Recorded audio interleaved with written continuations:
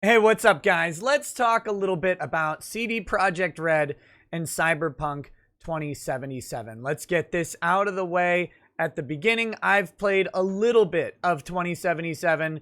I am in no means offering a comprehensive review of the product or anything like that at this point, and I may never will because, I don't know if I'll finish it or not, if I have time, but so far the game is fun. I like it. It's pretty.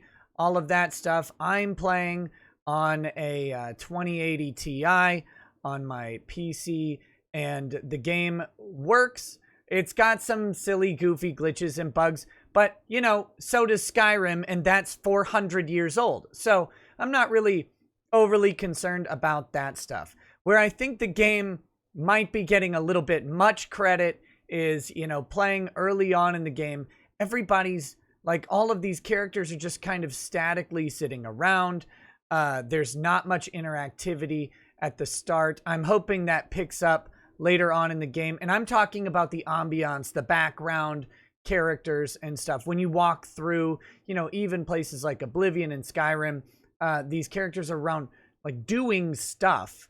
Grand Theft Auto 5, that stuff might not make sense, or it may be goofy. It kind of depends on the game and how in-depth it is. But at the beginning of Cyberpunk, there's a lot of characters literally just standing there. They're just sprites. They don't, they have some 1 or 2 lines of dialogue that are pre-canned, and that's about it. And then there's nothing. There's no life in them at all. So that is something I'm hoping gets a little bit better as you get out of the initial story, or the initial part of the story. And maybe it does, maybe it doesn't. I don't know. Maybe I have different expectations. That being said, we're not really here to talk about the game itself so much as I want to talk about CD Projekt Red and a topic I discussed before, which was what I believe to be some misrepresentation on their part and their threats to use the DMCA process to take down, early streaming of the game. I think what I've got on the screen here is a transcript of a marketing call that they had from CD Projekt Red with some people who were allowed to ask questions. They did a Q&A session, and I've highlighted some points in this discussion that I find to be very important to the market speak going on. And I'm going to frame this as me saying CD Projekt Red is quickly going the way of Blizzard, as they have grown up very quickly as a fan favorite, producing high quality and highly anticipated games. We're now starting to see them struggle with that sort of distinction and with that label as the Cyberpunk release becomes more and more of a mess. And again, this isn't criticism of the game. I like it. I think it'll be really great when they finish patching it all up. This is criticism of their response, and their response should be troubling. And just because CD Projekt Red has put out some good stuff doesn't mean that we should ignore what they've done here. And we've got to, express that they need to be held accountable for how they're conducting themselves as a business, because this entire call is about restoring gamers' trust. They know that gamers, who have only the best gamer words to say to them, are not happy with how the release and the hype and the marketing around the release went. And we're going to illustrate that even on this call, I think they're misrepresenting things, but they were definitely misrepresenting things prior to release, especially when there were physical copies of games, which in my understanding is largely console-based physical copies of games that got sent out early, and they threatened to strike down any streamers who were showing things because they didn't want spoilers. I don't think that's true at all. I think they knew exactly what state this game was in, and I think this call in the transcript shows that they knew how bad it was. They decided to make it about something else. I'm not really happy with companies that lie, okay? So that's all this video is about. But let's take a look. So here is where this deception starts. This is the opening statement from Adam. I'm not going to even pretend to pronounce Polish names, even though I am Polish, but I'm not going to try. Adam's opening statement here before the Q&A session. We're not going to read all of it. I just want to point out these things. The initial feedback from those playing on the oldest last-gen consoles is way below our expectations. This isn't true. This isn't true. They know how bad it was. They knew how bad it was, and they're going to get even 2 paragraphs later. After 3 delays, we as the management board were too focused on releasing the game. We underestimated the scale and complexity of the issues. We ignored the signals about the need for additional time to refine the game on the base last-gen consoles. So they had signals, and we're going to see more of those signals as we go. But right here, it's way below their expectations. How could it possibly be below your expectations? You know it's bad. You had signals. You had people telling you that it was bad, and it's going to get even worse as we go down through this, okay? So let's get to here. So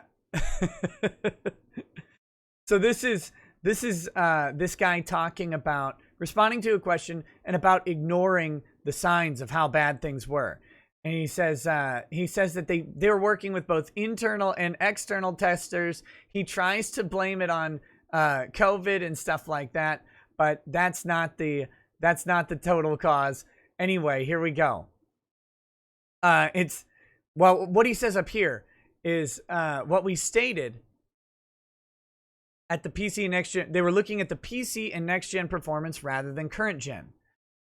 So it wasn't the cause they were ignoring the current gen. It's just that they were looking at the PC and next gen performance and not the current gen. Okay, so that was not the cause. In terms of the certification process and the third parties, this is definitely on our side.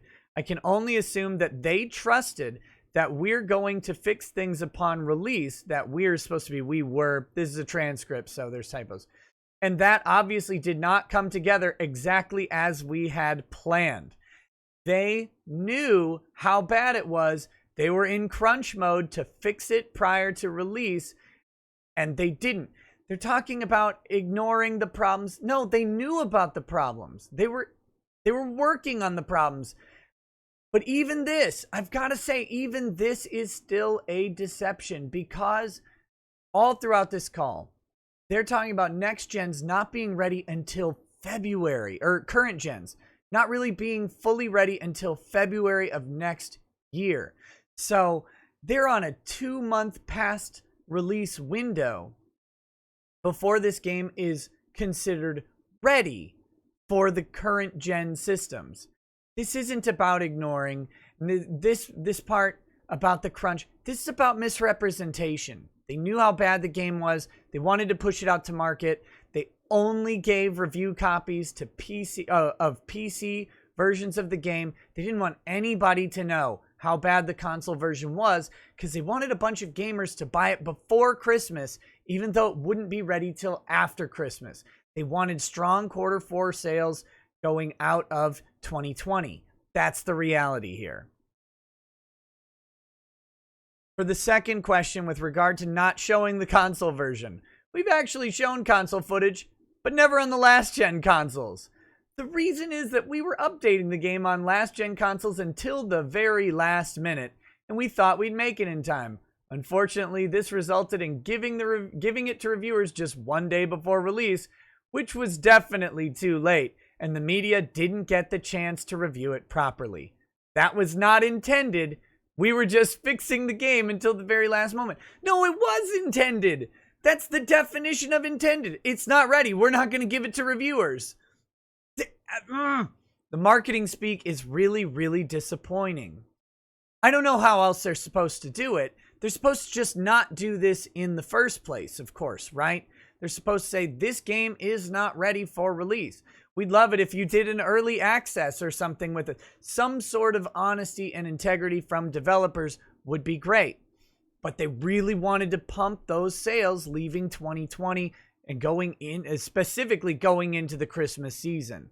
They wanted this thing to sell like crazy at the time where it had its best chance to do so. All right, so getting towards the end of the call here, I think this is the last section that I want to talk about. With regard to the PC version, this is what reviewers got. You can check the reviews and our Metacritic score, and of course PCs vary in terms of configuration, so gamers may also have certain problems.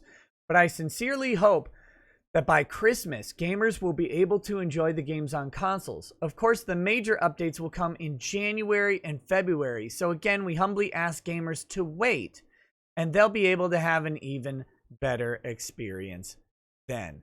Now, I'm going to link this call transcript in the description. You can go read the whole thing yourself. But the point of this is that CD Projekt Red was not upfront about the state of this game. They did it to manipulate sales going into the Christmas season.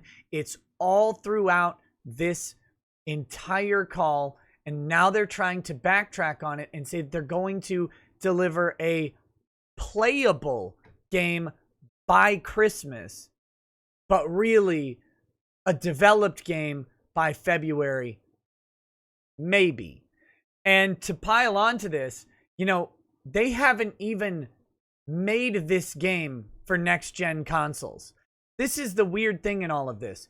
This game is made for last-gen consoles and are just taking, advantage of some of the improved processing power of the next-gen.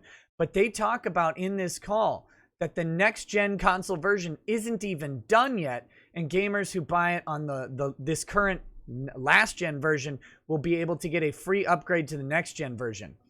But think about this. This is developed for last-gen, and they withheld any information about that last-gen release.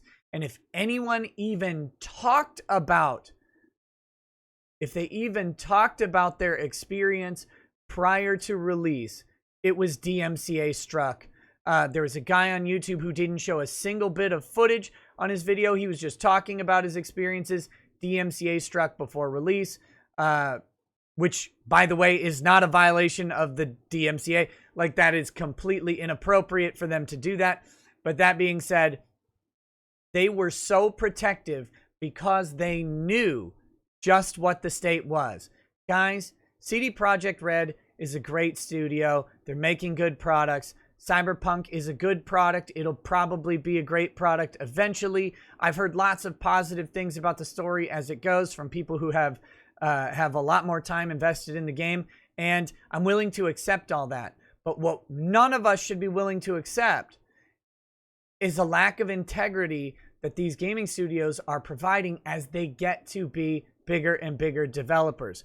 We should make it known. We should hold them to account, and we should demand that they have better behavior. We are the consumers. We're spending a lot of money on their product, and there's no reason for them to misrepresent or to lie to us and to lose our trust only to then try to earn it back. Just keep the trust that we give you at the beginning. Just earn the trust the proper way rather than through lying. That's my message to CD Projekt Red. Hope you guys enjoyed this. If you did, like, subscribe, share, all of that stuff, and enjoy the games, y'all. Peace. Peace.